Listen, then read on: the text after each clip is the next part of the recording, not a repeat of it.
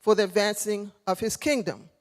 As I shared on last week, that in-between phase, that is the complicated phase. That can be the challenging phase. And we don't want let disbelief and disobedience to keep us from what God has for us.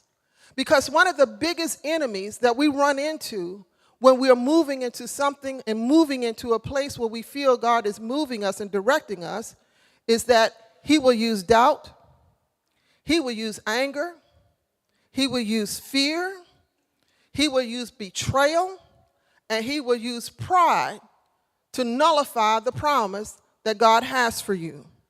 God told you to move, but you doubted the move. You doubted your qualifications.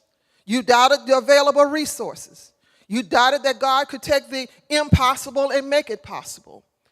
Doubt and disobedience can all affect whether or not or when we get into our promised land. The children of Israel, their problem was this. They left Egypt, but they still had a slave mentality. It took them only one day to get out of Egypt, but it took 40 years for Egypt to get out of their minds. What we don't want to do is be stuck in the in-between.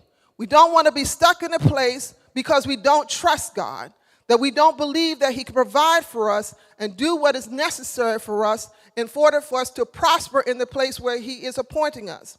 God wants us to trust him completely.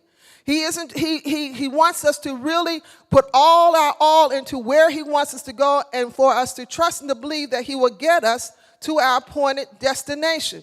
Because, see, it disturbs God when we don't trust him. He's trying to free us, and we refuse to vote. He's trying to bring us out of this pandemic, and we politicize everything from the vaccine to the mask. God is trying to make a move, but we can hinder the move. God has a position. He has a position, and something